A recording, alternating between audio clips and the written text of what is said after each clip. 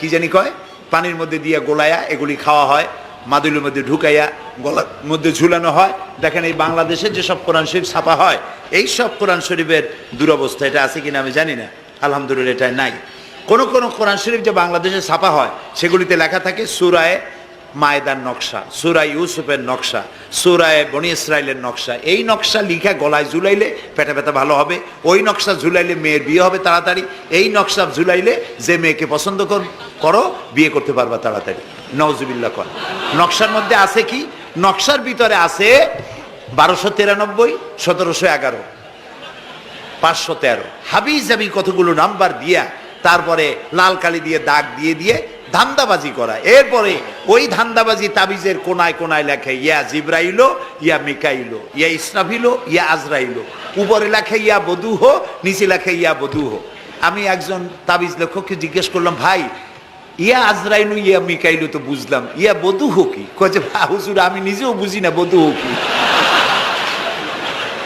এই হলো তাবিজ। এই তাবিজ লেখার জন্য আল্লাহ তাআলা কোরআন নাজিল করেন নাই। কথা কি বুঝে আসছে? তাবিজের জন্য আসে নাই, তদবিরের জন্য আসে নাই, শুধু পড়ব এজন্য আসে নাই। কোরআন এসেছে বোঝার জন্য, তেলাওয়াতের জন্য, বোঝার জন্য, কোরআন অনুযায়ী জীবন গড়ার জন্য। আল্লাহর নবী তাই বলেন, ওয়ামান আমেলা বিহি উজরা, কোরআন শরীফ যে পড়বে আর আমল করবে দুনিয়ায় শান্তি দেওয়া হবে, আখিরাতেও পুরস্কৃত করা হবে। আখিরাতের পুরস্কারটা কি? নবীজি বলেছেন, মান কারাল কোরআনা ফাস্তাজহারাহু ফাহাল্লা হালালাহু ওয়া হাররামা হারামাহু আদখালাহুল্লাহুল জান্নাহ ওয়া শাফাআহু ফি আশরাতিন মিন আহলি বাইতিহি কুল্লুহুম কাদ ওয়াজাবাত লাহুন নার। সাদাকান নবী সাল্লাল্লাহু আলাইহি ওয়াসাল্লাম। নবী করিম সাল্লাল্লাহু আলাইহি ওয়াসাল্লাম বলেছেন, যে ব্যক্তি কোরআন পড়লো, বুঝলো, আর কোরআনের হালালকে হালাল জেনে চললো, হারাম থেকে বিরত থাকলো, আর কোরআনের আইনকে প্রতিষ্ঠিত করার আন্দোলনে শরীক হলো, সুবহানাল্লাহ গণ, এরকম লোককে আল্লাহ তাআলা কিয়ামতের দিন জান্নাত দান করবেন। সুবহানাল্লাহ। ওয়ামান আমেলা বিহি উজরা ওয়ামান হাকামা বিহি আদালা। এ কোরআন শরীফ দিয়ে যে বিচার করবে, আল্লাহ তাআলা বলছেন সেই করবে কেবলমাত্র জাস্টিস, জাস্টিস, ইনসাফ কায়েম করতে পারবে, যে কোরআন দিয়ে বিচার ফয়সালা করবে। আমাদের দেশে এই যে কোর্ট কাছারি আদালত আছে, এই কোর্ট কাছারি আদালতগুলি কোরআন দিয়ে যদি বিচার করতেন সেটা ইনসাফ হতো। যেহেতু ইনসাফ, আল্লাহর চাইতে ইনসাফগার আর কেউ নাই। আছে কি বলেন? নাই। এখানে ধরুন একজন মানুষ যদি একজনের একটা ঠ্যাং ভাঙিয়ে ফেলাই দিল, তাহলে বিচার কি হবে? ব্রিটিশ ল যেটা আছে, বাংলাদেশ পেনাল কোড যেটা আছে, এই পেনাল কোডে বলা হবে যে সলিমউদ্দিন ঠ্যাং ভাঙছে বসিরউদ্দিন, যে ভাঙছে তার জন্য শাস্তি এই হবে 6 মাসের জেল, 2000 টাকা জরিমানা করে দিবে। এখন আপনি বলেন বিচার মাফে কি দিয়া? ইনসাফের প্রতীক কি? ইনসাফের প্রতীক দাড়িপাল্লা। এই দাড়িপাল্লায় এখন আপনি ওজন দেন ইনসাফ। ঠ্যাং ভাঙছে কার? সলিমউদ্দিন, তার ভাঙ্গা ঠ্যাং এক পাশে থন, এক পাল্লা। আর বসিরউদ্দিন ভাঙছে ঠ্যাং, সেই কারণে তার 2000 টাকা জরিমানা আর 6 মাসের জেল আর এক পাল্লায় রাখেন। এবার দাড়ি ধরে টান দেন, সমান হবে? যদি 50,000 টাকা জরিমানা হয় আর 6 বছরের জেল হয়, তাও কি সমান হবে? হবে না। সমান হবে কি হলে? সমান হবে ওই সলিমউদ্দিন ভাঙ্গা ঠ্যাং এক পাল্লায় দাও, আর যে ভাঙছে তার নাম কি? বসিরউদ্দিন। বসিরউদ্দিন কেউ যদি থাকেন রাগ করবেন না, আমি একটা দৃষ্টান্ত দিচ্ছি। এখন ওই বসিরউদ্দিন ভাঙ্গা, তারও একটা ঠ্যাং ভাঙ্গিয়া যদি এই পাল্লায় রাখেন, এখন যদি টান দেন তাহলে সমান হবে কিনা বলেন? এটা হচ্ছে কোরআন। এই কোরআন বলছে পায়ের বদলে পা, হাতের বদলে হাত, নাকের বদলে নাক, চোখের বদলে চোখ, জানের বদলে জান। সুবহানাল্লাহ। এটা ইনসাফ। এই ইনসাফ হচ্ছে কোরআনের দেওয়া ইনসাফ। সুতরাং আল্লাহ তাআলা নবী বলছেন, ওয়ামান হাকামা বিহি আদালা, যে ব্যক্তি এই কোরআন দিয়ে বিচার ফয়সালা করবে, যে ব্যক্তি, যে পরিবার, যে সমাজ, তারা ইনসাফ কায়েম করতে পারবে। যেহেতু আল্লাহর চাইতে ইনসাফগার পৃথিবীতে আর কেউ নাই, আকাশেও নাই, জমিনেও নাই। রাসূলুল্লাহ বলছেন, ওয়ামান দা ইলাইহি হুদিয়া ইলা সিরাতিল মুস্তাকিম, যে ব্যক্তি কোরআনের দিকে মানুষকে দাওয়াত দেয় সেই একটি সহজ সরল রাস্তার দিকে দাওয়াত দেয়, যে রাস্তার শুরু পৃথিবী থেকে আর রাস্তার শেষ জান্নাতুল ফেরদাউসে গিয়া। সুবহানাল্লাহ। এটা হচ্ছে সেই কোরআন। বুঝতে না পারার কারণে আমরা বিপদে পড়েছি। প্রিয় ভাই সব, আপনারা আছেন কষ্টে, বসেছেন পানির মধ্যে, আছেন দাঁড়াইয়া, মাথার উপরে ছেঁড়া সামিয়ানা বিরক্ত করছে। আমি লম্বা করতে চাই না, অল্পের মধ্যে ছেড়ে দেই যাতে করে আপনাদেরও সুবিধা হয়, কষ্ট না হয়।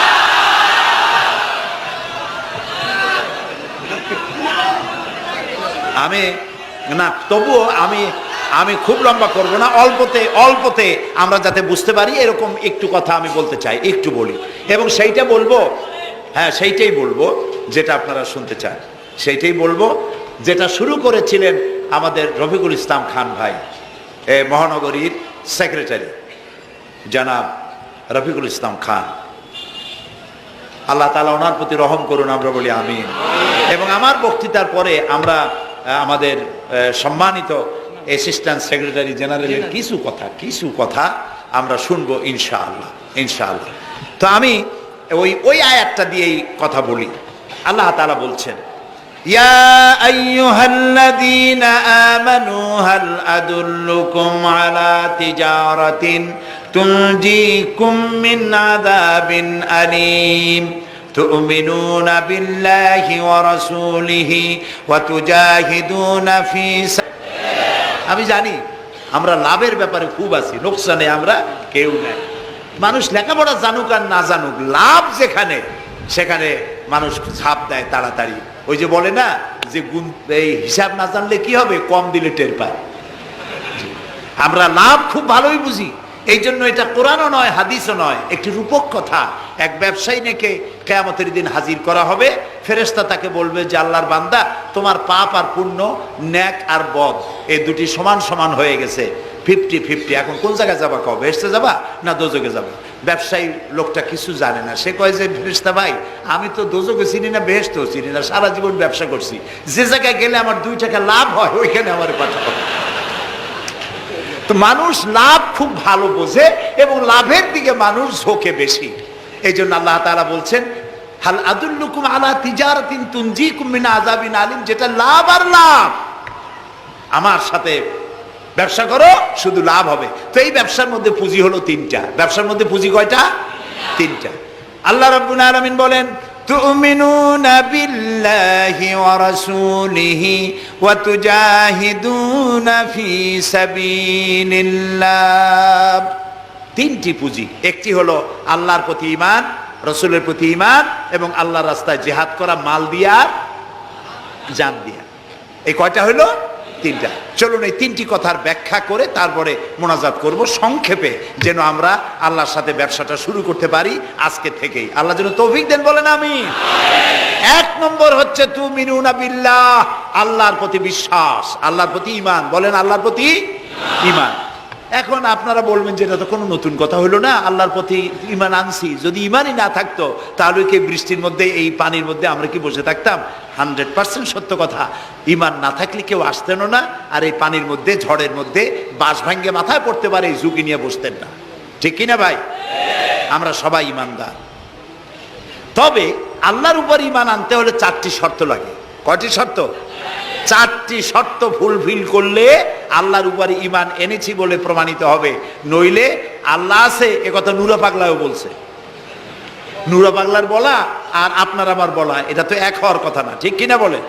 তা আল্লাহর উপর ঈমান আনতে হলে শর্ত কয়টা? বিজ্ঞানন, তিনি কাউকে জন্ম দেন নাই, তাকেও কেউ জন্ম দেয় নাই, দুনিয়া এই আকাশে এবং জমিনে তার সমকক্ষ কেউ নাই, তিনি এক, তিনি একক, তিনি ছিলেন, তিনি আছেন এবং তিনি থাকবেন। লাইসা কামিসলিহি শাইউন, তার মতো কেউ নাই। তবে প্রশ্ন ওঠে, আল্লাহ আছেন কোথায়? এরকম একটা প্রশ্ন করা যেতে পারে, আল্লাহ কোথায় আছেন?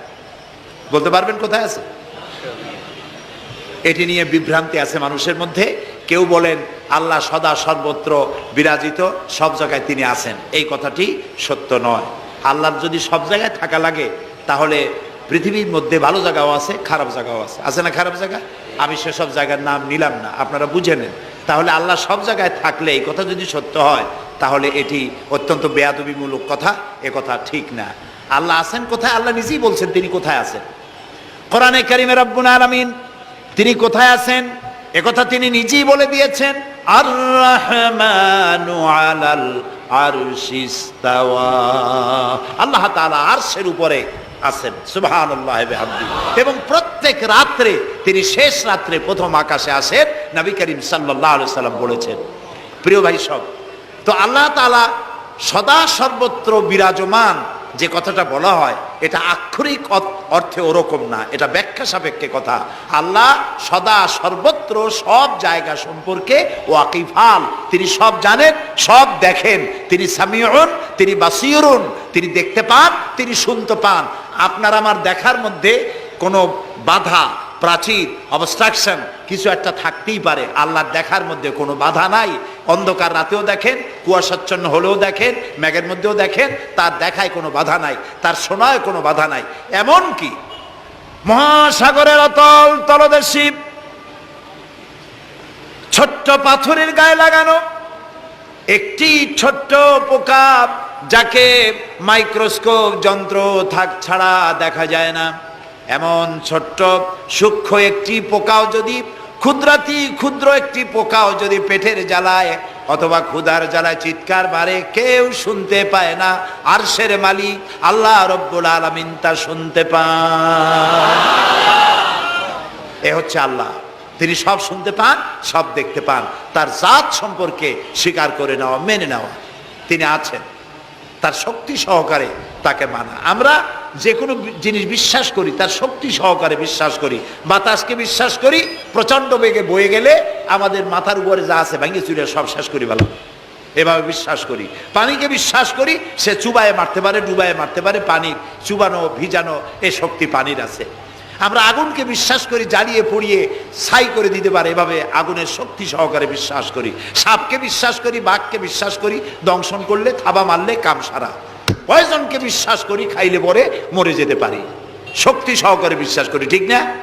এখন আল্লাহরে বিশ্বাস করি, এই কথা শুধু বললেই হবে না, আল্লাহকে বিশ্বাস করতে হবে তার গুণ সহকারে। সেই জন্য 4টি শর্তের 1 নম্বর শর্ত হলো আল্লাহর অস্তিত্বকে মানা।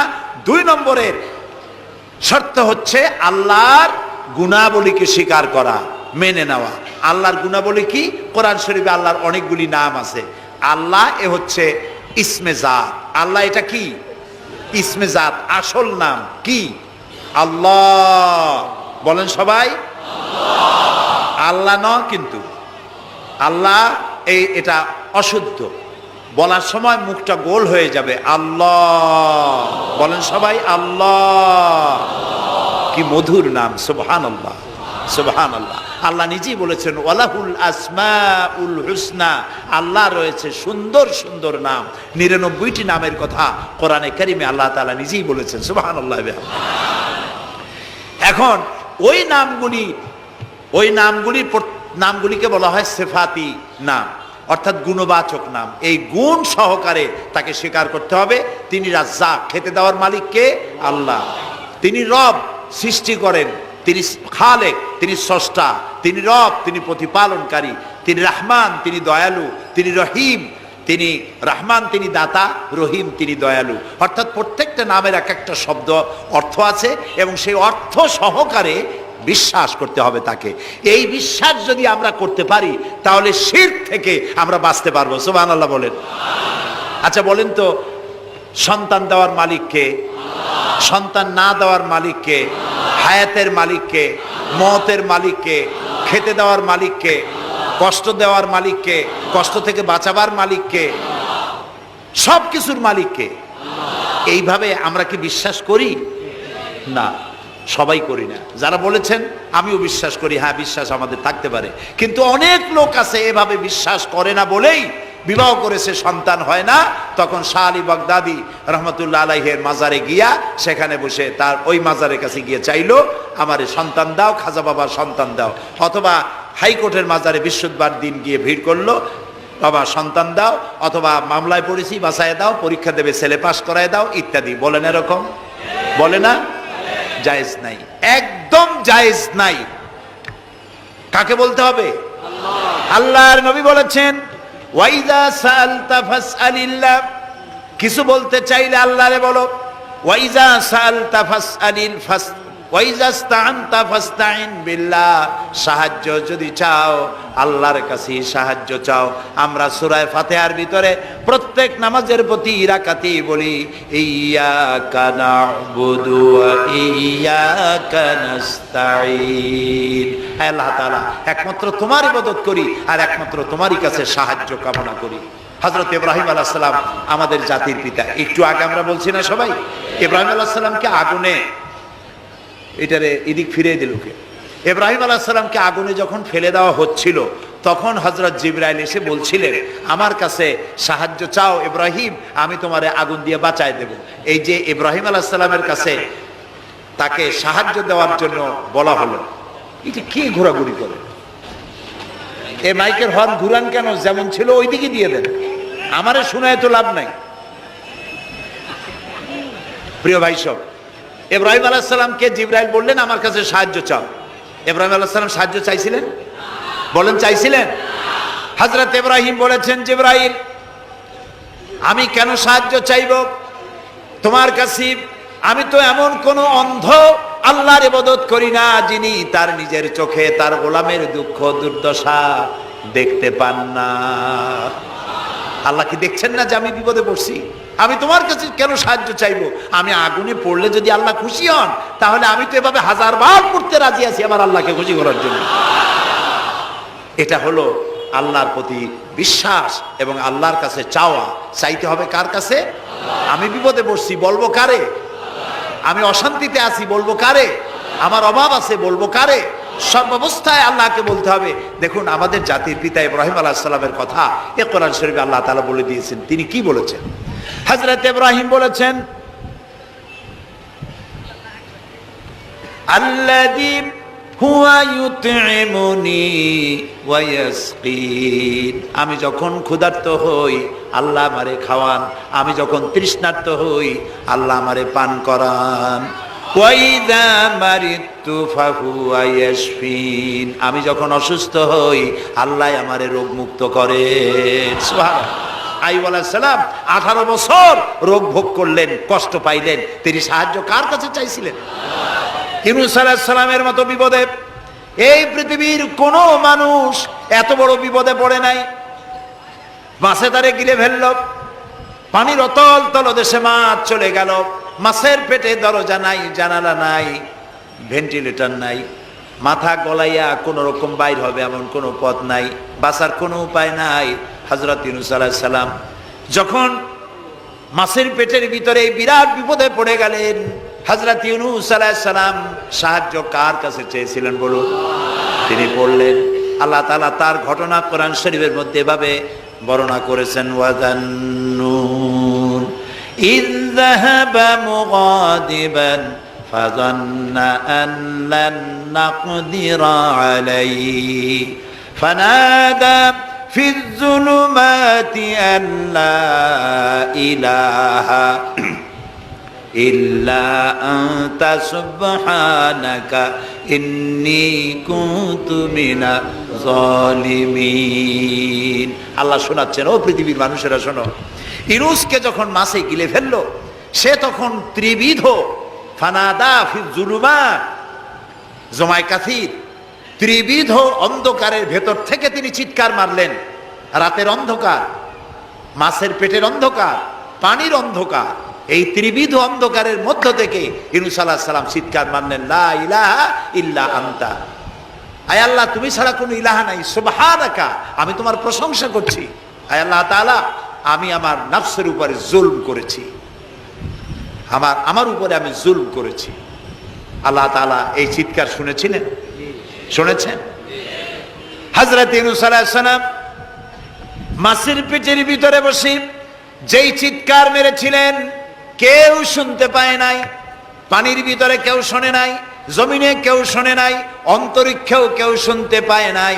আল্লাহ রাব্বুল আলামিন বলেন, আমি আরশের মালিক ইউনূসের চিৎকার আমি শুনেছি। শুধু শুনি নাই, জবাবও দিয়ে দিয়েছি। ফাস্তাজাবনা লাহু ওয়া নাজ্জাইনাহু মিনাল গাম্মি ওয়া কাযালিকা নুনজিল মুমিনিন। আমি ইউনূসের ডাকের সাড়া দিয়া দিলাম, বিপদ থেকে বাঁচাই দিলাম। মাছের পেটের ভিতরে যন্ত্রণা শুরু হয়ে গেল। মাছ দেখলো বমি না করলে আর বাঁচবো না, এমন অবস্থা মাছের হয়ে গেল। মাছ পেটের ব্যথার জ্বালায় বেশি উঠলো, কেনারায় চলে গেল। ইউনূস আলাইহিস সালামকে বমি করে ফেলে দিল। মাছও বাঁচলো, ইউনূস আলাইহিস সালামও বাঁচলেন। আল্লাহ তাআলা বলেন, শুধু ইউনূস রে নয়, ওয়া কাযালিকা নুজিল মুমিনিন। আমার মুমিন বান্দারা যদি বিপদে পড়ে, এরকম বিপদে যদি পড়ে যায় আর আমারে যদি ডাকে, আমি আল্লাহ রব্বুল আলামিন এই বিপদ থেকে, যত বড় বিপদ হোক, আমি আল্লাহ বাঁচায় দেব। তা আল্লাহ বিপদ থেকে বাঁচাবেন। আর আমি মুসলমান বিপদে পড়েছি, মাজারে গিয়া চাইলাম, নাউযুবিল্লাহ। বিশ্বাস করুন ভাই, বিশ্বাস করুন, কবরের ভিতরে যিনি শুয়ে আছেন, যত বড় পীর হোক, যত বড় খাজা বাবা হোক, আপনাকে সাহায্য তিনি করতে পারবেন না, পারবেন না, পারবেন না। একটু সৃষ্টি জগতের জন্য যার দ্বারা মানুষ উপকৃত হতে পারবে, এর জন্য তিনি হচ্ছেন রহমান। বলেন তিনি কি? রহমান। আল্লাহ রাব্বুল আলামিন জমিন সৃষ্টি করলেন, পাহাড় দিলেন, গাছপালা তরুলতা তৈরি করে দিলেন। এরপরে আল্লাহ পাক বলছেন, তাকিয়ে দেখো সমুদ্রের দিকে, ওয়া হুয়াল্লাযী সাখারাল বাহরা লিতাকুলু মিনহু লাহমান তারিয়ান ওয়া তাস্তাখরু মিনহু হিলিয়াতান তালবাসুনাহা। সমুদ্রের দিকে লক্ষ্য করে দেখো, এই সমুদ্রকে তোমাদের অনুগত করে দিয়েছি। এর মধ্যে রয়েছে তাজা মাছ মাংস রয়েছে, এর ভিতরে রয়েছে তোমাদের পরিধানের অলংকার আদির জন্য মূল্যবান সম্পদ রাখা হয়েছে সমুদ্রের মধ্যে। বিজ্ঞানীরা বলেছেন, পৃথিবীর উপরিভাগে যা আছে, মাটির তলায় তার থেকে অনেক বেশি বেশি মূল্যবান জিনিস আছে। আছে না মাটির তলায় মূল্যবান জিনিস? কি আছে? কি আছে? খনিজ দ্রব্য আছে, সোনা আছে, লোহা আছে, তেল আছে। তেল যে শুধু সৌদি আরবে, কুয়েতে আর কাতারে, বাংলাদেশে তেল নাই, এটা ঠিক না। আমাদের দেশে তেল আছে। আল্লাহ তেল আমাদের দেশে দিয়েছেন, তবে অতটা না হলেও কিছুটা তো দিয়েছেন। আমাদের দেশে চা আছে, পাট আছে, আমার দেশেও তেল আছে। মাঝে মধ্যে তেলের কুয়া সিলেটের হরিপুর থেকে, বাখরাবাদ থেকে, ভোলা থেকে, বিভিন্ন জায়গা থেকে তেলের কুয়া বের করে দেখানো হয়। তেল আছে। যারা ক্ষমতাসীন, যারা সরকার, যারা দেশ চালাও, যদি আমারে সেজদা দাও, যদি নামাজি হও, কোরআনের সাথে বিরোধিতা যদি না করো, যদি কোরআন সুন্নাহর শাসন প্রতিষ্ঠা করো, এ ধরনের অসংখ্য তেল বের করে দেব। কিন্তু কিন্তু বারবার উমরা করে, হাতে তসবিহ ধারণ করে, মাথায় পট্টি বেঁধে যদি ইসলামের সাথে নাফরমানি করা হয়, তোমাদের তেল আল্লাহ পাক বের করে ছাড়বেন। আল্লাহ পাক বাহানা পছন্দ করেন না। এই জমিনে ফসল আছে, অসংখ্য ফসল আল্লাহ পাক দিয়েছেন, অসংখ্য খনিজ পদার্থ আল্লাহ পাক দান করেছেন।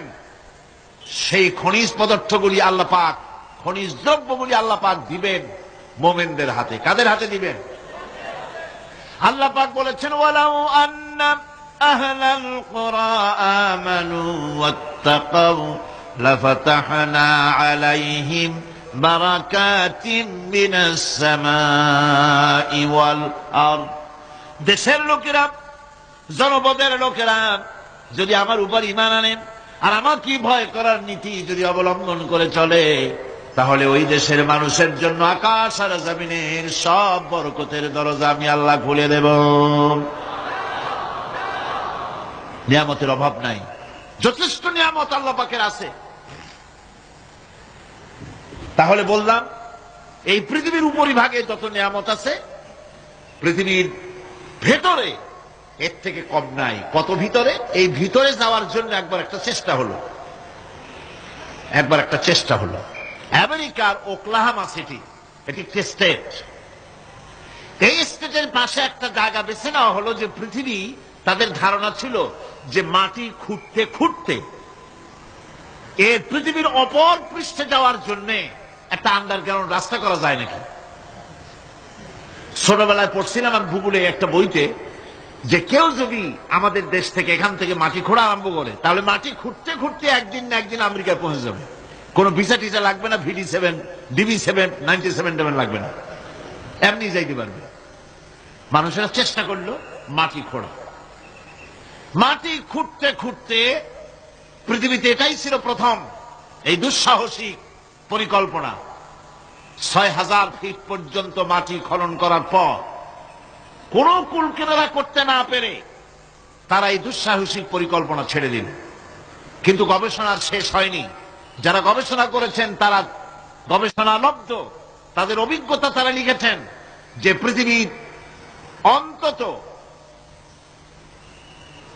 ১৮০ মাইল গভীর পর্যন্ত তাদের একটা আইডিয়া হয়েছে যে পৃথিবীর মাটির নিচে অসংখ্য খনিজ দ্রব্য রয়েছে, অসংখ্য নিয়ামত এই পৃথিবীর মাটির ভিতরে আল্লাহ পাক লুকায় রেখেছেন। ওর তলায় কি আছে বিজ্ঞানীদের মাথায় এখনো ঢোকে নাই। এই পৃথিবীর উপরে যা আছে ভেতরের থেকে আল্লাহ পাক বেশি রেখেছেন। এরপরে সমুদ্রের ভয়াল দৃশ্য দেখলে পরে মানুষের কলিজা ভীত প্রকম্পিত সন্ত্রস্ত হয়ে যায়। কথা ঠিক কিনা? যত বড় বাহাদুর হোক সমুদ্রের ঢেউর মধ্যে যদি পড়ে বাহাদুরি আর থাকে না। ঠিক কিনা কন? যতই বড় কাল্লা নাই, কিন্তু সমুদ্রে গেলে আর অসুবিধা হয় না। সমুদ্রের ঢেউয়ের মধ্যে যখন মানুষ পড়ে আল্লাহ পাক বলেছেন দাল্লা মান তাদউনা ইল্লা ইয়াহু, একমাত্র আল্লাহ ছাড়া সবাই কি ভুলে যায়। আমি দেখেছি সমুদ্রের দরিয়ার ভিতরে ঢেউ যখন শুরু হয় অমুসলিমরা পর্যন্ত তাদের ভাষায় স্রষ্টাকে যা বলে সে নাম ভুলে গিয়ে সকলের মুখ থেকে বেরোয় আল্লাহ আল্লাহ আল্লাহ, আল্লাহ বাঁচাও।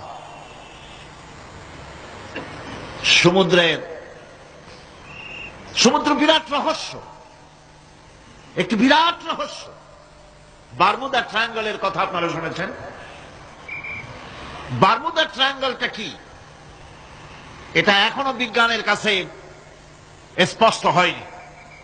বারমুদা ট্রায়াঙ্গলের যে এরিয়া আছে প্রশান্ত মহাসাগর এবং আটলান্টিক মহাসাগরের মোহনায়, এইখান থেকে যখন কোন প্লেন যায় অথবা কোন জাহাজের রেঞ্জে আসে, প্লেন হারিয়ে যায়, জাহাজ হারিয়ে যায়, কোথায় যায় কেউ হদিস করতে পারে না।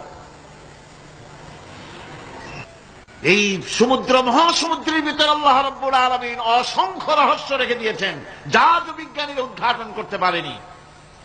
এই মহাসমুদ্রের ভিতরে রয়েছে ম্যাগনেটিক পাহাড় পানির তলায়। যদি রাডারে ধরা না পড়ে জাহাজের, তাহলে এর রেঞ্জের ভিতরে আসলে এমন আকর্ষণে টেনে নেবে পাহাড়ের সাথে লেগে টক করে লেগে জাহাজ চানাচুর হয়ে যাবে। এই মহাসমুদ্রের ভেতরে আল্লাহ পাক মাছ রেখেছেন, অসংখ্য মাছ রয়েছে, অসংখ্য ধরনের প্রাণী রয়েছে। আর তিনি এমন রহমান, প্রত্যেকটি প্রাণীর আবার আত্মরক্ষার জন্য হাতিয়ার তার সাথে সাথে দিয়ে দিয়েছেন। এক প্রকারের মাছ আমি নিজে দেখেছি সি ওয়ার্ল্ডে গিয়ে, এক প্রকারের মাছ আছে সে যদি আক্রান্ত হয় তাহলে তার পেছনের দরজা থেকে এক প্রকারের লাভা, এক প্রকারের আটা জাতীয় জিনিস ছেড়ে দেয়। ওইটা পানি তড়িৎ গতিতে, আর পানি আশেপাশে পানিগুলি ইলেকট্রিফাইড হয়ে যায়। যে তাকে আক্রমণ করতে আসছে ইলেকট্রিক শক খেয়ে পালানো ছাড়ার পথ থাকে না। আবার আর এক প্রকারের মৎস্য আছে যেগুলি আক্রান্ত হলে পরে সে তখন তার মুখ থেকে ব্লু রঙের, গাঢ় কালো রঙের এক প্রকারের কতগুলি লালা বের করে দেয়, তার আশেপাশে একদম কালো অন্ধকার হয়ে যায়, তাহলে আর কেউ দেখতে পারে না।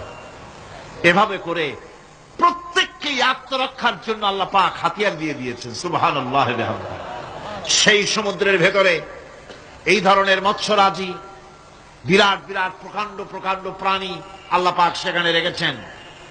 এরপরে এই সমুদ্রের মধ্যে রয়েছে মণিমুক্তা। আল্লাহ পাক বলছেন তোমরা পোশাক তৈরি করবে, তোমাদের স্ত্রীদের জন্য অলংকার আদি তৈরি করবে, সেজন্য ওর ভিতরে মণিমুক্তা মহামূল্যবান জিনিস এই সমুদ্রের ভেতরে আমি দিয়ে রেখেছি। আপন কুদরতে, আপন মেহেরবানিতে, কেউ আমার কাছে চায় নাই, আমি নিজের থেকে তোমাদের সমস্ত প্রয়োজন মিটিয়েছি, যা লাগবে সব জোগাড় করে দিয়েছি। এখন দেখুন আল্লাহ রাব্বুল আলামিন তার রহমতের নমুনা প্রাণী জগতের দিকে লক্ষ্য করে দেখেন। আল্লাহ রাব্বুল আলামিন সমস্ত প্রাণী জগৎ, দুনিয়ায় মানুষ বাদে যত প্রাণী আছে সমস্ত প্রাণীর দিকে তাকান। মানুষের কথা তো গতকাল বলেছি। সমস্ত প্রাণীগুলিকে আল্লাহ রাব্বুল আলামিন বুদ্ধিমান দূরদৃষ্টি সম্পর্ক লোক যারা, তাদের জন্য আমি এর মধ্যে নিদর্শন রেখেছি। তোমাদের দুগ্ধবতী গাভীগুলি, যার দ্বারা তোমরা দুধ পাও, এগুলি জমিনের ঘাস খেলো, খড় খেলো, আর এর দ্বারা রক্ত তৈরি হলো, পায়খানা তৈরি হলো, পেশাব তৈরি হলো, পাশাপাশি রাস্তা দিয়ে পরিষ্কার সুস্বাদু দুধ আমি আল্লাহ রাব্বুল আলামিন তোমাদের জন্য দান করেছি। এত নিয়ামত আল্লাহ পাক দিলেন, আল্লাহ পাকের বিনিময় কিছুই চান নাই। কিছু চাইছেন নাকি? বলেন, কিছু চেয়েছেন? কিছুই চান না। দেখেন এই যে ঠান্ডা মৌসুম চলছে, এখন কি মৌসুম? শীতের মৌসুম। এই পৃথিবীটাকে আমরা আমাদের একটা রুমকে যদি ঠান্ডা করতে চাই, তাহলে আমরা কি লাগাই? রুমে এসি লাগাই। প্রত্যেক মাসে বিল দেওয়া লাগে না লাগে না? বিল দিতে হয়। একটা রুম এসি দিয়ে ঠান্ডা করতে প্রত্যেক মাসে 500, 1000, 2000, 2500 রুম হিসাবে এর ভাড়া দেওয়া লাগে, এর চার্জ দিতে হয়। এত বড় বিশ্বটা আল্লাহ পাক ঠান্ডা করে ফেলেছেন। কত বড় এসি প্লান্ট আল্লাহ পাকের, সুবহানাল্লাহ। কত বড় এসি আল্লাহ ছেড়ে দিয়েছেন। এখন ঠান্ডায় মানুষ, এখানে তো মানুষে গরম লাগে, সেই গরমে আপনারা আরাম পাচ্ছেন, যে গায়ের জামা টামা খুলে ফেলাইছেন, ঠিক কিনা? মানুষের গরমও একটা গরম। তাহলে আল্লাহ রাব্বুল আলামিন এই যে ঠান্ডাটা দিলেন, মজার মৌসুম দিলেন, এই ঠান্ডার জন্য আমাদের কাছে কোনো বিল পাঠান নাই ফেরেশতার মাধ্যমে। শীতকালকে পরে ফেরেশতারা কি বিল নিয়ে আসছে নাকি, যে শীতের মৌসুমে যে ঠান্ডা উপভোগ করেছো এটার জন্য বিল দিতে হবে? এবার দেখেন সূর্যের তাপ, সারা পৃথিবীতে যত উত্তাপ আছে, ভালো করে বোঝেন, সারা পৃথিবীতে পেট্রোল জ্বালায় আগুন তৈরি করে, ডিজেল জ্বালায় আগুন তৈরি করেন, কাঠ জ্বালায় আগুন তৈরি করে। পৃথিবীর মানুষের হাতে আগুন জ্বালাবার, উত্তাপ সৃষ্টি করার যত রকমের টেকনোলজি আছে, সব যদি একত্রিত করা হয়, সূর্য প্রতি সেকেন্ডে যে তাপ বিকিরণ করে পৃথিবীর জন্য, সারা পৃথিবীর সমস্ত মানুষ এক জায়গায় হইয়া কিয়ামত পর্যন্ত প্রচেষ্টা করিও ওই 1 সেকেন্ডের তাপ তৈরি করতে পারবে? পারবে না। শুধু আল্লাহ রাব্বুল আলামিন তিনি বিরাট নিয়ামত রেখেছেন সব জিনিসের মধ্যে। এই নিয়ামতগুলি বুঝতে হবে, এগুলি বুঝতে হবে। এই জন্য আল্লাহ রাব্বুল আলামিনের নবী বলেছেন, আল্লাহর সৃষ্টি জগতের উপরে, তার সৃষ্টি নৈপুণ্যতার উপরে কেউ যদি গবেষণা করে, চিন্তা করে 1 ঘন্টা, আল্লাহ পাক তার আমলনামায় 60 বছরের নফল ইবাদতের সব লিখে দিবেন। কি সোজা কথা। চিন্তা করতে হবে, গবেষণা করতে হবে, আল্লাহ পাক কি নিয়ামত দিয়েছেন। ওয়ামা বিকুম মিন নি'মাতিন ফামিনাল্লাহ। যত নিয়ামত আমরা পেয়েছি সব কার কাছ থেকে? জোরে সোরে চিল্লায় কোন, কার কাছ থেকে? সমস্ত নিয়ামত এসেছে আল্লাহ পাকের কাছ থেকে। আল্লাহ রাব্বুল আলামিন বলেন তিনি হচ্ছেন রহমান।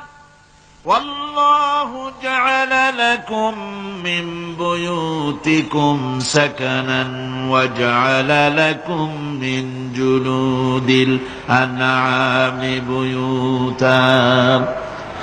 আল্লাহ পাক বলছেন তোমাদের জন্য, তোমাদের ঘর সমূহকে আল্লাহ পাক স্থিতি লাভের, স্বস্তি শান্তি লাভ করার জন্য আল্লাহ পাক একটা স্থান করে দিয়েছেন, জায়গা করে দিয়েছেন। আমরা যে ঘর বানাই, এই ঘর বানাবার পেছনে আল্লাহ পাকের কত বড় নিয়ামত। ঘর একটা বানাতে হলে খুঁটি লাগবে। খুঁটি কোত্থেকে আসছে বলেন? কোত্থেকে? গাছের থেকে খুঁটি পেয়েছেন। কিসের থেকে পেয়েছেন? গাছ কাঠ। শুধু খুঁটিতে ঘর হবে না, এরপরে খুঁটি হয়ে গেল, চাল লাগবে। চাল দেবেন কি দিয়ে? খড় দিয়া দেন, টিন দিয়া দেন, টালি দিয়া দেন, যা দিয়া দিবেন সেটা হচ্ছে কার? জোরে কর। শুধু খুঁটি আর চাল হলে হবে না, বেড়া লাগবে, দরজা লাগবে, জানালা লাগবে, যা কিছু দরকার। আল্লাহ বলেন তোমার এই শান্তির ঘরটার পেছনে আমার নিয়ামত, আমার রহমত কাজ করেছে। আবার শীত প্রধান দেশে, যেখানে বিল্ডিং এও কাজ হবে না, যেখানে ঘর বানাতে হলে কাঠ খড়ির ঘর দিয়েও কাজ হবে না, এত প্রচন্ড শীত, সেইখানে আল্লাহ পাক পশুর চামড়া দিয়ে ঘর বানাবার জন্য মানুষের মাথায় আল্লাহ পাক বুদ্ধি দান করে দিয়েছেন। আল্লাহ পাক বলছেন জুলুদিল আনআমি বুয়ুতা, চামড়া দিয়ে ঘর তৈরি করা হয়। এস্কিমোরা করে, দেখে আসবেন, চামড়া দিয়ে ঘর তৈরি করা হয়। আল্লাহ পাক এই পশু দিয়ে মানুষের এত উপকার করছেন। তিনি রহমান। এই রহমত থেকে পৃথিবীর কেউ বঞ্চিত নয়। সমস্ত প্রাণী সমূহকে আল্লাহ পাক এই বিরাট নিয়ামত দান করেছেন। একটি মানুষ যতই সংকীর্ণ হোক, অসভ্য জীবন যাপন করুক, ইলিটারেট হোক, মূর্খ হোক, লেখাপড়া কিচ্ছু জানে না, একটা পর্ণ কুটিরের ভিতর এক কৃষক বাস করে, সেও যদি চিন্তা করে তাহলে অন্তত এতটুকু উপলব্ধি তার আসবে যে সে অসুখ হলে পরে তার আশেপাশে লতা গুল্ম, গাছের শিকড় বেটে খেলে পরে তার অসুখ ভালো হয়ে যায়। ঠিক কিনা? এখন তো অসুখ ভালো হওয়ার জন্য কোনো অসুবিধা নাই, কোনো সমস্যাই সমস্যা নয়। পত্রিকার ভিতরে অ্যাডভার্টাইজ আসতেছে, স্ট্যাম্পের উপরে লিখে দেব, আখেরি লেখা, বিশ্বব্যাপী চ্যালেঞ্জ। মেয়ে লোকও চ্যালেঞ্জ দিতেছে, পুরুষও দিতেছে, পাগলও দিচ্ছে, ছাগলও দিচ্ছে, সবাই মিলে চ্যালেঞ্জ করছে। পত্রিকাগুলি পয়সার লোভে আবার এগুলি ছাপতেছে। সব রকমের অসুখ, সব রকমের ওষুধ তারা দিতে পারবে। তেইশ যদি হয় তো খামাখা আমাদের মেডিকেল কলেজ রাইখা লাভ কি? বিজ্ঞাপন দিয়া যদি ওষুধ বিক্রি করা হয়, কেমন গভর্নমেন্ট আমি বুঝি না। এই পাগল ছাগলের বিজ্ঞাপনগুলি ছাপা হয় পত্রিকায়, লোকেরা বিভ্রান্ত হয়, লোকেরা বোঝে না। তাদের কাছে গেলেই মুখ দেখেই বলে দেবো এরকম আসতেছে, পাগলের মতো চেহারা, মুখ দেখেই বলে দেবে শেষ দর্শন। আর দর্শন জিন্দিগিতে করা লাগবে না। ছোট্ট ছোট্ট পোলাপানো এরকম এক এক জায়গায় হইতেছে। খুলনা জেলার দাকপ এলাকায় একবার শোনা গেল সেখানে ছাগলে পানি পড়ে দেয়,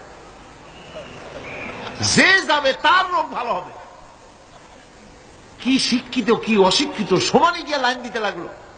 ছাগলের বাড়ি, ছাগলের কাছে পানি ধরে। এখন ছাগলের কাছে কিছু ধরলেই তো সে শোকে, শুকতে গেলেই মনে করে যে পড়িয়ে দিছে, দম করে দিছে, আর খাইতেছে। এরপরে ছাগলওয়ালার বাড়ি এক ছাগল দিয়া হাতির মালিক হয়ে গেছে সে, বাড়ি বিল্ডিং টিল্ডিং করে সর্বনাশ। কি আজীব তামাশা, কি আশ্চর্য দেশ। এমন কোন রোগ নাই যে এই সমস্ত পাগল ছাগলের চিকিৎসা ভালো না হবে। এগুলি অ্যাডভার্টাইজ দিয়ে চলছে। আল্লাহ পাক মানুষকে অসুখ দিয়েছেন, অসুখের আবার ওষুধও দিয়েছেন। কারণ আলহামদুলিল্লাহ, লিকুল্লি দাইন দাওয়া, প্রত্যেকটি রোগের ওষুধ আল্লাহ তৈরি করেছেন। সুবহানাল্লাহি ওয়া বিহামদিহি। কালো জিরা সম্পর্কে রাসূল করিম সাল্লাল্লাহু আলাইহি ওয়াসাল্লাম বলেছেন, হাদিহি হাব্বাতুস সাওদা, এটা হচ্ছে কালো দানা। দাওয়াউন লিকুল্লি দাইন ইল্লা সাম, মৃত্যু ছাড়া সকল রোগের ওষুধ কালো জিরার মধ্যে আছে। আবার মধু সম্পর্কে আল্লাহ পাক বলেছেন এটি হচ্ছে গোটা পৃথিবীর সমস্ত মানুষের জন্য রোগের প্রতিষেধক। একজন নিরক্ষর মানুষও, যিনি লেখাপড়া কিছুই জানে না, সে লোকটাও টের পায় অসুখ বিসুখ হলে সে আশেপাশে লতাগুল্ম বেটে তার থেকে তার রোগ নিরাময় করতে পারে। রৌদ্রের দাবানল থেকে বাঁচার জন্য সে গাছের আশ্রয় নিতে পারে। তরুণ গাছ থেকে ফার্নিচার তৈরি করতে পারে। আবার এই গাছ যখন এই গাছ থেকে সুস্বাদু ফল পেতে পারে, আর এই গাছ যখন বুড়ো হয়ে যায় তখন তার দিয়ে সে ফার্নিচার তৈরি করতে পারে। অসংখ্য নিয়ামত তার চতুর্পাশে ছড়ানো থাকে। একটা নিরক্ষর মূর্খ ব্যক্তিও যদি চিন্তা করে তাহলে আল্লাহর রহমত সম্পর্কে জানতে তার মোটেই কষ্ট হওয়ার কথা নয়। মূল কথা হলো চিন্তা করা, গবেষণা করা। আল্লাহ পাক এই জন্য বারবার বলেছেন লা আয়াতিন লিকাউমিন ইয়াতাফাক্কারুন, লা আয়াতিন লিউলিল আলবাব। যারা নাকি চিন্তাশীল, গবেষক, মাথায় গিলু টিলু যাদের আছে, ওরা এগুলি খুব ভালো করে বুঝবে। আল্লাহ রাব্বুল আলামিন এই পৃথিবীকে তার রহমত দিয়ে ছেড়ে রেখেছেন, অসংখ্য রহমত দিয়ে রেখেছেন। আর তার রহমত সৌন্দর্য বিবর্জিত নয়, তার রহমত দিয়েই সব সুন্দর হয়ে সাজিয়ে গুছিয়ে আল্লাহ পাক তৈরি করেছেন। আকাশটাকে সাজিয়েছেন। কোরআনে কারীমের মধ্যে রব্বুল আলামিন বলেন ওয়ালাকাদ যায়্যানাস সামাআদ দুনিয়া বিমাসাবিহা ওয়া জাআলনাহা রুজুমান লিশ-শায়াতিন। এই দুনিয়ার আকাশখানিকে তারকা প্রদীপ দিয়া সাজায় রেখেছি মনের মতন। দেখো তুমি তাকাইয়া, এই পৃথিবীটাকে, এর আকাশটাকে সুসজ্জিত করা হয়েছে। আল্লাহ পাক সৌন্দর্যবোধ এত বেশি, যা গতকাল আমি আলোচনায় বলেছি, রব্বুল আলামিন তার আপন রহমত দিয়া, কুদরত দিয়ে এই পৃথিবী সব সাজিয়ে গুছায় দিয়েছেন। আল্লাহ পাক বলছেন ইন্না ফি খালকিস সামাওয়াতি ওয়াল আরদি ওয়াখতিলাফিল লাইলি ওয়ান নাহার লাআয়াতিন লিউলিল আলবাব। নিঃসন্দেহে এই পৃথিবী যারা জ্ঞানবান, যারা চিন্তাশীল, তারা আকাশ এবং জমিনের সৃষ্টির ব্যাপারে চিন্তা করবে, রাত এবং দিনের পরিবর্তনের ব্যাপারে তারা গবেষণা করবে। রাত দিনের পার্থক্য মানুষের জীবনকে পদ্ধতিগত দিক থেকে দুই ভাগে বিভক্ত করেছে। একটা হচ্ছে দিন আর একটা হচ্ছে রাত। وَجَعَلْنَا اللَّيْلَ لِبَاسًا وَجَعَلْنَا النَّهَارَ مَعَاشًا। আল্লাহ পাক বলেন আমি দিনকে রুজি রোজগার করার জন্য, কামাই রোজগার করার জন্য দিন তৈরি করেছি, আর আরাম করার জন্য আমি রাতকে তোমাদের জন্য আচ্ছাদন করে দিয়েছি। তোমাদের জন্য রাতকে আরাম করার জন্য করে দিয়েছি। দিনের বেলায় কাজ করবে, রাতের বেলায় আরাম করবে। ঘুম আল্লাহর এক নিয়ামত। ঘুম আল্লাহর কি? আল্লাহর এক বিরাট নিয়ামত। সারাদিন কাজ করার পর মানুষ যখন ঘুমায় যায়, সারাদিনের ক্লান্তি এবং শ্রান্তি সব শরীর থেকে দূর হয়ে যায়। সকাল বেলায় আবার কাজ করার জন্য শরীর প্রাণবন্ত আর সজীব হয়ে যায়। এই ঘুম যার হয় না, সেই বুঝতে পারে কি নিয়ামত সে হারাইছে। আল্লাহ পাক যেন সারা জীবন বিকামালিহি কাশাফাদ দুজা বিজামালিহি হাসনাত জামিউ খাসালিহি সাল্লু আলাইহি। আরবের বুকে মক্কার পরে আমিনার যেথায় ঘর, খোদার করুণা কৌসার হয়ে ঝরসে বারংবার বালাগাল উলা বিকামালিহি কাশাফাদ দুজা বিজামালিহি হাসনাত জামিউ খাসালিহি সাল্লু আলাইহি ওয়া আলিহি। আল্লাহুম্মা আমিন। ربنا ظلمنا أنفسنا وإن لم تغفر لنا وترحمنا لنكونن من الخاسرين। লক্ষ লক্ষ জনতা নিয়ে কোরআনে কারীম সামনে নিয়ে তোমার দরবারে হাত তুলেছি। কয়েকবার দুরূদ ও সালাম পড়ে মেহেরবানি করে দুরূদ ও সালাম টুকুন সোনার মদিনায় নবী পাকের রওজা ওকে পৌঁছিয়ে দাও। তাম পৃথিবীর মাটির নিচে যত মুমিন মুমিনাত শুয়ে আছেন, আল্লাহ তাদের আরোয়ার পরে সওয়াব পৌঁছিয়ে দাও। রব্বুল আলামিন এ মাহফিলের আয়োজন যারা করেছেন আর শোনার জন্য যারা এসেছেন, কিয়ামতের দিন মুসিবতের সময় এ মাহফিল আমাদের সকলের জন্য নাজাতের ওসিলা বানিয়ে দিও আল্লাহ। ইয়া রব करम तू अगर करे वो बात दे जुबां को जो दिल पर असर करे। रब्बना तक़ब्बल मिन्ना इन्नका अंतस समीउल अलीम व तुब अलैना इन्नका अंतत तव्वाबुर रहीम। सुब्हान रब्बिका रब्बिल इज्जति अम्मा यसिफून व सलामुन अलल मुरसलीन আলহামদুলিল্লাহি রাব্বিল আলামিন। আজকে আসুন আমরা শয়তানের ওয়াসওয়াসা থেকে আল্লাহ পাকের কাছে পানাহ চেয়ে নিয়ে যথারীতি কোরআন থেকে সরাসরি আলোচনা শুরু করি। পড়ুন সবাই পুরুষোচিত কণ্ঠে, সকলে একযোগে পড়েন। আউযু বিল্লাহি মিনাশ শাইতানির রাজিম। বিসমিল্লাহির রাহমানির রাহিম। কাইফা তাকফুরুনা বিল্লাহি ওয়া কুনতুম আমওয়াতান ফাহিয়াকুম সুম্মা ইউমীতুকুম সুম্মা ইউহয়ীকুম সুম্মা ইলাইহি তুরজাউন। হে মানুষ, তোমরা কিভাবে কুফরি করো, অস্বীকার করো, আল্লাহর সাথে নাফরমানি করো? কিভাবে করো? যে আল্লাহ তুমি ছিলে মৃত্যু, তোমাকে আল্লাহ পাক জিন্দা করেছেন, এই জিন্দা থেকে আবার মৃত্যু করবেন, আবার মৃত্যু থেকে তোমাদেরকে জিন্দা করবেন, আবার সেই আল্লাহর কাছে তোমাদেরকে ফিরে আসতে হবে। সুতরাং মানুষ জন্মের পূর্বে সব মৃত্যু ছিল, একথা তো আজ বিজ্ঞানসম্মত কথা, বৈজ্ঞানিক সত্য কথা। মানুষ জন্মের আগে মৃত্যু ছিল। কিভাবে? মানুষের উৎপত্তি কোত্থেকে এলো? কোরআনে কারীম তা পরিষ্কার করে বলছে। তোমাকে কিভাবে সৃষ্টি করেছে তুমি দেখো। সন্তান মায়ের জরাইতে আসার পূর্বে সে ছিল পিতার শুক্রকীট আর মায়ের ডিম্বাণু, অর্থাৎ স্পার্মটোজোন এবং ওভাম, এই দুটি জিনিসের মধ্যে সে বিভক্ত ছিল। মায়ের বক্ষপিঞ্জর এবং পিতার পৃষ্ঠদেশ থেকে সবেগে নির্গত এক ফোঁটা পানি দিয়ে আমি আল্লাহ পাক তোমাকে সৃষ্টি করেছি। কোরআনে কারীম বলছে, হাল আতা আলাল ইনসানি হিনুম মিনাদ দাহরি লাম ইয়াকুন শাইআম মাযকুরা।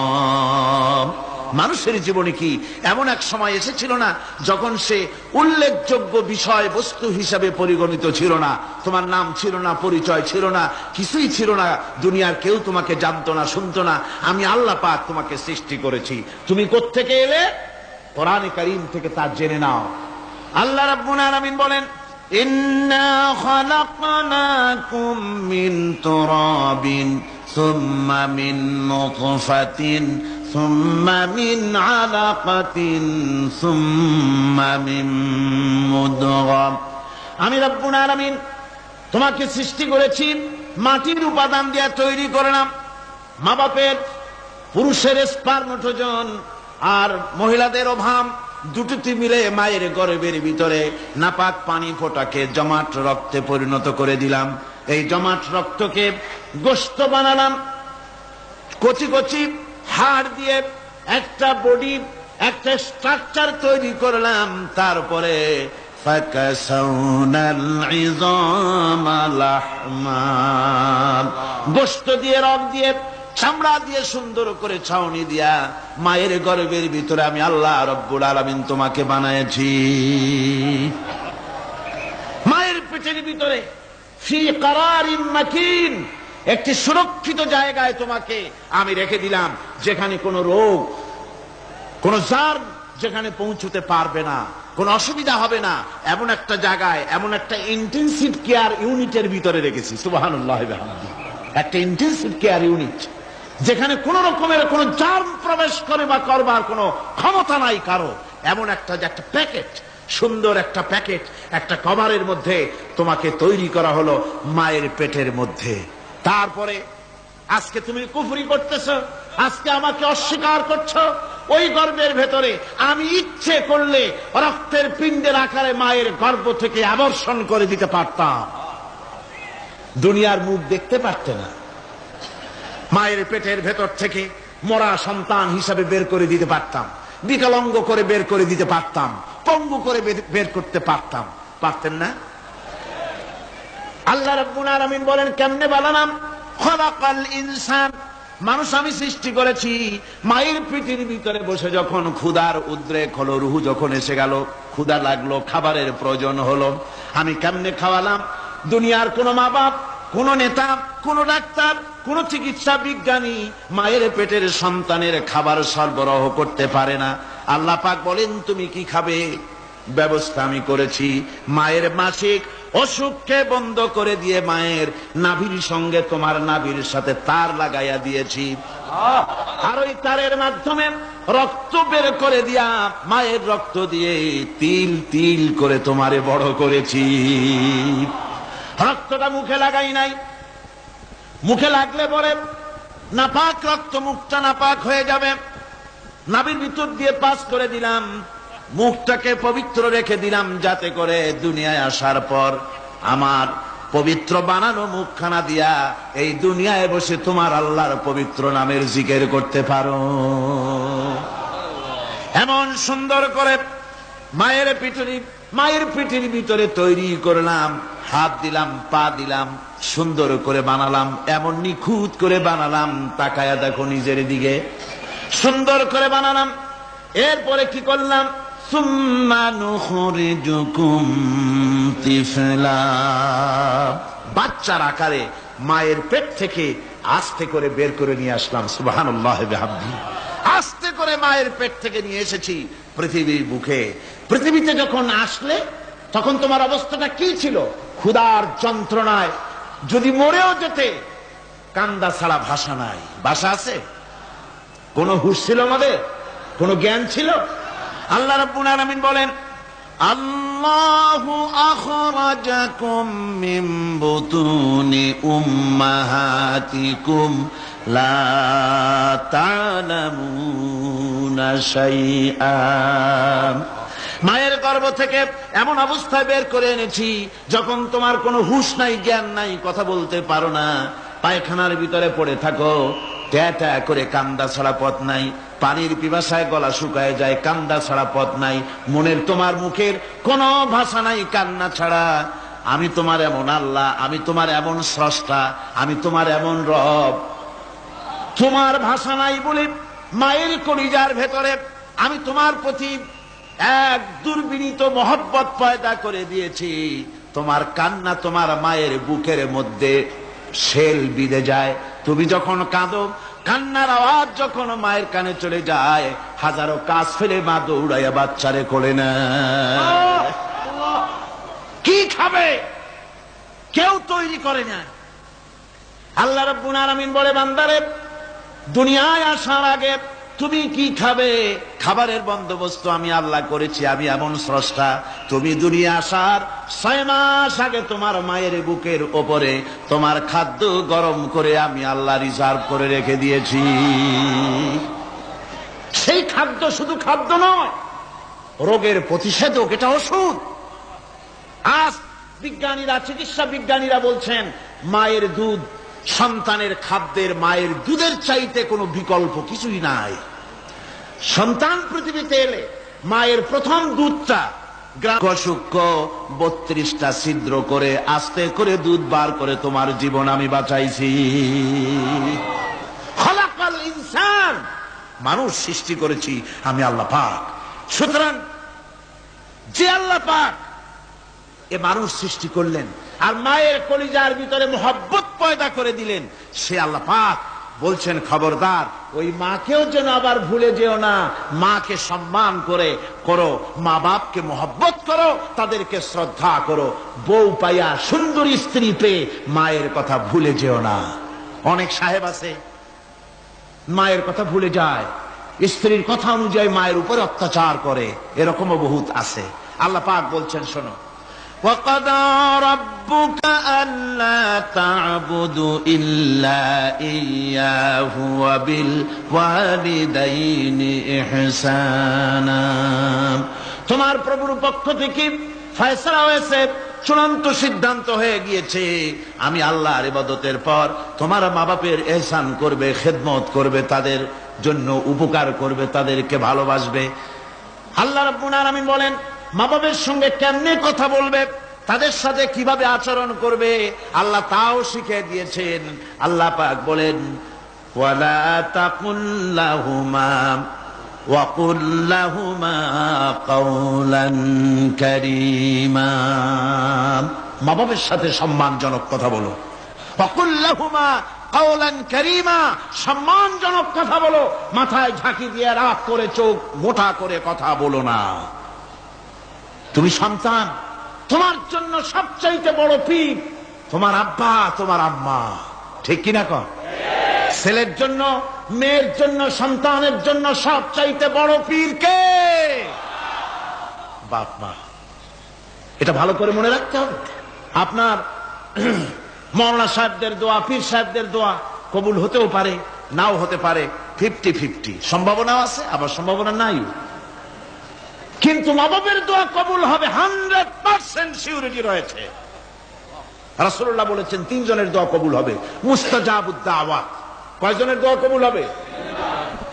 আল্লাহ রাব্বুল আলামিনের হাবিব বলেন 3 জনের দোয়া কবুল হবে আল্লাহর দরবারে।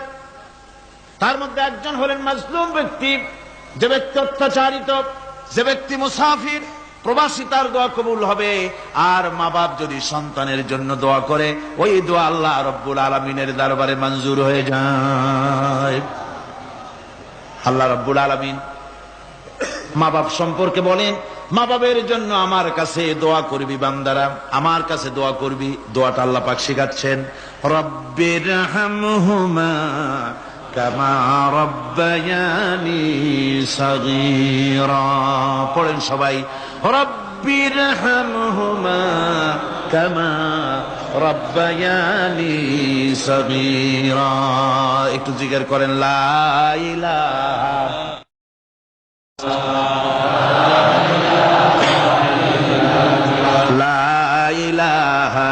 ইল্লাল্লাহ, লা ইলাহা ইল্লাল্লাহ, লা ইলাহা ইল্লাল্লাহ, লা ইলাহা ইল্লাল্লাহ মুহাম্মাদুর রাসূলুল্লাহ।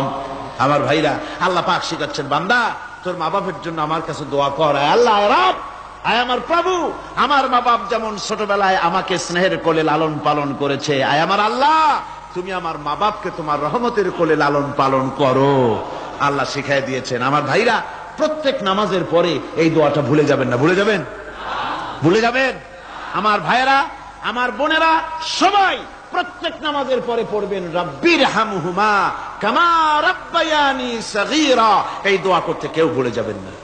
আল্লাহ রাব্বুল আলামিন বলে, বান্দারে, ওয়া ওয়াসাইনাল ইনসানা বিওয়ালিদাইহি ইহসানা হামালাতুহু উম্মুহু কুরহা ওয়া ওয়াদাতুহু কুরহা।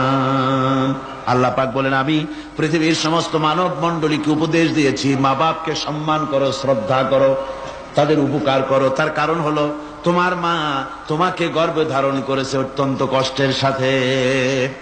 আল্লাহ বলতেছেন, মা তোমাকে গর্ভ ধারণ করেছে অত্যন্ত কষ্টের সাথে, এরপরে তোমাকে ডেলিভারি করেছেন অত্যন্ত কষ্টের সাথে, তোমাকে ডেলিভারি করেছেন। গভীর রাত্রে মানুষ সব ঘুমায় যায়, গর্ভবতী মা ঘুমাতে পারে না, সন্তান পেটের ভিতরে, হাঁটু দিয়া গুতা মেরেছে, পা দিয়া লাথি মেরেছে। মা চরম শীতের রাত্রে, প্রচন্ড শীতের রাতে গায়ের লেপটা সরায় দিয়া মা একবার দাঁড়ায়, আর একবার বসে, একবার দেওয়ালের সাথে হেলান দিয়া দাঁড়ায়, কষ্ট করে রাতটারে কাটায় দেয়। আবার সারাদিন সংসারের জন্য কাজ করেছেন, রান্না বান্না করেছেন মা, সকলকে খাওয়াইয়া মা শেষের দিকে খেতে গেছেন। যখন নিজে খেতে গেলেন, খাবারের ক্ষুধাত নিয়ে পেট ক্ষুধা নিয়ে খেতে বসেছেন, পেটের ভিতরে সন্তান লাথি মেরেছে, পেটের মধ্যে ঘুষা মেরেছে, হাঁটু দিয়া গুতা মেরেছে, ভরা পেটে পেটের ভিতরে সন্তান গুতা মারলো হাঁটু দিয়া মাথা দিয়া, মা ক্ষুধা রয়েছে পেটে, খেতে পারলেন না, বেদনা শুরু হয়েছে। খাবারের থালাটা ঠেলে দিয়ে মা দাঁড়ালেন, বসলেন, চোখের পানি ফেললেন। এভাবে করে মা একটা দুইটা দিন নয়, 10টি মাস পর্যন্ত সন্তানটাকে পেটের মধ্যে নিয়ে, একটা জীবিত মানুষ আর একটা জীবিত সন্তান পেটের মধ্যে নিয়ে নড়াচড়া করছেন, চলাফেরা করছেন। কিতাবের মধ্যে এসেছে রাতের বেলায় মা যে ঘুমাতে পারেন না, সন্তানের নড়াচড়ার কারণে রাতভর ইবাদত করলে যত সওয়াব পাওয়া যেত, আল্লাহ ওই সওয়াব মায়ের আমলনামায় লিখে দেন। সন্তান পেটে থাকার কারণে খেতে পারে না, পেট ভরে ক্ষুধায় কষ্ট পায় মা, এই জন্যে 10 মাস ধরে রোজা রাখলে যে সওয়াব হতো, আল্লাহ রাব্বুল আলামিন মায়ের আমলনামায় রোজার সওয়াব লিখে দেন। 10 মাস পুরে গেল, সন্তান ডেলিভারির সময় চলে এলো। মায়ের মন বিমর্ষ, সন্তান ডেলিভারি হবে, না জানি মরে যাই নাকি, না জানি অপারেশন লাগে নাকি, কি অবস্থা হবে। মা খেতে পারে না, মুখটা শুকায়া যায়। ডেলিভারির সময় যখন আসে, মা বাবার কাছ থেকে বিদায় নিয়ে যায়, স্বামীকে একান্তে গোপনে ডেকে নিয়ে বলে, প্রাণের স্বামী, দীর্ঘদিন একসঙ্গে ঘর কন্যা করেছি, অপরাধ হয়ে যেতে পারে, আমারে মাফ করে দিও। আমার মনে হয় এবার আমি আর বাঁচবো না। সংসার থাকলো, চাবি থাকলো, সব বুঝে নাও, আমারে মাফ করে দিও। মা চলে গেল সতিকা গৃহে, ক্লিনিকে চলে গেল, অপারেশন থিয়েটারে চলে গেল, অথবা ডেলিভারির জায়গায় চলে গেল। ডেলিভারি পেইন শুরু হয়ে গেল, বেদনা শুরু হয়ে গেল। এক একটা বেদনা যেন মায়ের এক একটা মৃত্যু যন্ত্রণা শুরু হয়ে যায়। এমন যন্ত্রণা, প্রসব বেদনা দুনিয়ার ভুক্তভোগী মা ছাড়া আর কেউ জানে না। এই চরম বেদনার ভেতর দিয়ে, চরম কষ্টের ভিতরে মা যখন একটা বাচ্চা প্রসব করলো, জিহাদের ময়দানের মতো মা রক্তাক্ত হয়ে গেলেন, সন্তান দুনিয়ায় এলো। মা তখন অস্থির থাকেন।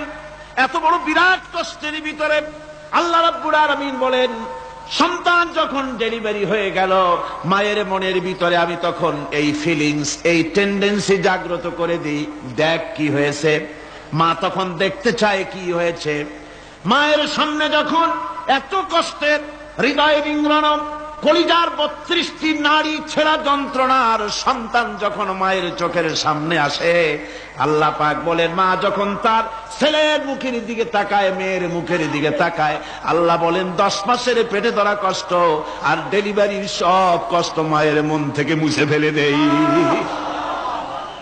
আল্লাহ রাব্বুল আলামিন বলেন, খবরদার দুনিয়ার মানুষ, এমন মায়ের সাথে নাফরমানি করবি না, এ মায়ের সাথে নাফরমানি করবি না, মাকে সম্মান করবি, মার কাছে দোয়া চাবি। দুনিয়ায় যদি সম্মান চাও, রিজেক্ট চাও, মায়ের পায়ে ধরে কাঁদো। মায়ের জাতি অনেক সম্মান তার। রাসূল করিম সাল্লাল্লাহু আলাইহি সাল্লামকে প্রশ্ন করা হয়েছে, হুজুর খেদমত করবো কার? হুজুর কয় মায়ের। তারপরে কার? হুজুর কয় মায়ের। তারপরে কার? হুজুর বলেন মায়ের। তারপরে কার? তোমার পিতার। 3 গুণ। তোর মায়ের মর্যাদা 3 গুণ বেশি, তোর বাপের চাইতে মর্যাদা বেশি। সুবহানাল্লাহ পড়েন। আর আজকে ইসলামের শত্রুরা তারা বলে যে ইসলাম নারীর অধিকার আদায় করে নাই। নারীর অধিকার ইসলাম দেয় নাই তো কে দিয়েছে? আমার বন্ধুগণ, বিশ্ব নবী জনাব মুহাম্মদ রাসূলুল্লাহ সাল্লাল্লাহু আলাইহি ওয়াসাল্লাম মসজিদে নববীর ভিতরে বসে আছেন। এক বৃদ্ধা মহিলা মসজিদের মধ্যে প্রবেশ করলেন। হুজুর বৃদ্ধাকে দেখে দাঁড়ায় গেলেন, বিশ্ব নবী বুড়ি মেয়ে লোককে দেখে দাঁড়ায় গেলেন। আল্লাহর নবী বুড়িকে দেখে দাঁড়ালেন। বুড়ি যখন কাছে এলেন, আল্লাহর নবী নিজের গায়ের চাদর বুড়ির জন্য বিছায়া দিলেন। বুড়ি বসলেন। এরপরে কথাবার্তা সারার পর বুড়ি যখন বিদায় হবেন, হুজুর আবার দাঁড়ালেন, বুড়ি মহিলা চলে গেলেন।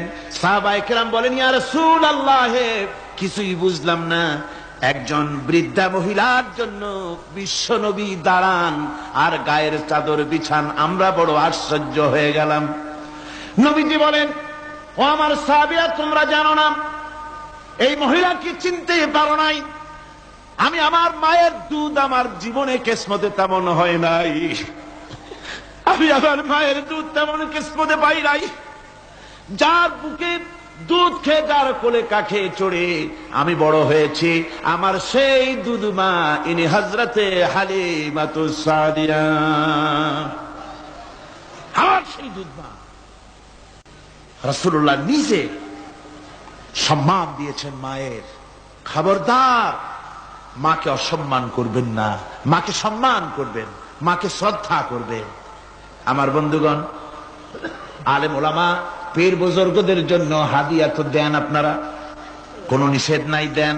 হাদিয়া দেওয়াও সুন্নত, নেওয়াও সুন্নত, দিবেন, আমি কোনো নিষেধ করি না। কিন্তু আমি বলতে চাই, পীর বুজুর্গদের কাছে, আলেম ওলামাদের কাছে হাদিয়া দিয়া আল্লাহরে যত না খুশি করতে পারবেন, এই ডালিম বেদানার মৌসুমে বেদানা একটা ভেঙে নিজ হাতে যদি মায়ের মুখে তুলে দেন, আল্লাহর আরশ খুশি হয়ে যাবে, আল্লাহর আরশ আজিম খুশি হয়ে যাবে, আল্লাহ পাক খুশি হয়ে যাবেন। মায়ের খাওয়াও, বাপকে খাওয়াও, তোমার সবচেয়ে বড় পীর তিনি। সুবহানাল্লাহ পড়ে, সুবহানাল্লাহ। মা বাপ যদি একটু দোয়া করে দেয়, তোমার জিন্দেগীর কাম শেষ। একটু বদদোয়া করলে জাহান্নামে যাবা। কোন পীর সাহেব বদদোয়া করলে জাহান্নামে যাবে এমন কথা নয়, কোন মাওলানা বদদোয়া করলে দোজখে যাবে এমন কথা নয়। রাসূল বলেছেন, হুমা জান্নাতুকা ওয়া নারুকা, মা বাপ তোমার বেহেশত, মা বাপ তোমার জাহান্নাম। মা বাপ যদি অসন্তুষ্ট হয়, দোজখে যাবি, আর মা বাপ যদি খুশি, আল্লাহর জান্নাতে চলে যাবি। সুবহানাল্লাহ, সুবহানাল্লাহ, সুবহানাল্লাহ। মায়ের পায়ের তলে তোর বেহেশত। আমরা পুরুষ, আমাদের গত বছরও বলেছি, আমরা পুরুষ, আমাদের পায়ের তলে জুতা, আমাদের পায়ের তলে কি? শুধু জুতা। আর আমার মা, আমার মায়ের জাতি যারা এই প্যান্ডেলে বসে আছেন, আমার মায়েরা, বোনেরা, মায়ের জাতি যারা পৃথিবীতে, মায়ের জাতির পায়ের তলে আল্লাহর বেহেশত। সুবহানাল্লাহ। নারীর মর্যাদা ইসলাম দেয় নাই, কে দিয়েছে? আল্লাহ দিয়েছেন, আল্লাহ রাসূল দিয়েছেন। আমার বন্ধুগণ, হযরত বাইজিদ বুস্তামি, ছোট্ট বাচ্চা ছেলে, গভীর রাত্রে মা অসুস্থ, পানির পিপাসায় জেগে উঠেছেন। বাবারে, পিপাসায় শেষ হয়ে গেলাম, পানি দাও। ছেলে ঘরের ভিতরে পানি না পেয়ে বাইরে দৌড়াদৌড়ি করলেন। অনেক দূর থেকে পানি নিয়ে এসে দেখেন মা ঘুমায় গেছেন। পানি নিয়ে দাঁড়ানো, পৌষ মাস, মাঘ মাসের শীতের রাত, ফজরের সময় মায়ের ঘুম ভেঙে গেল। তাকিয়ে দেখেন বাইজিদ দাঁড়ানো, হাতে পানি থরথর করে কাঁপছে। জিজ্ঞাসা করে, বাইজিদ তুমি দাঁড়ানো কেন? ছোট্ট বাচ্চা বলে, মা পানি চেয়েছিলে তুমি গভীর রাত্রে, পানি ঘরে ছিল না, অনেক দূর থেকে আনতে হয়েছে। মা বলছে, ঘুমাও নাই কেন গ্লাস থুইয়া?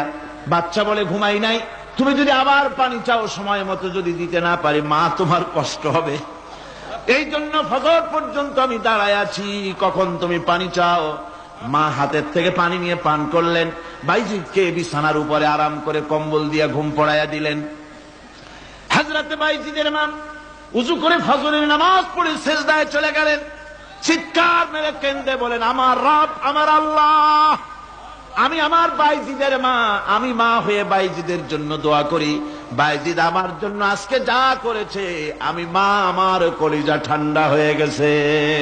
হায় আল্লাহ, আমি বাইজিদের জন্য দোয়া করি, তুমি তাকে সুলতানুল আরিফিন বানাইয়া দিও।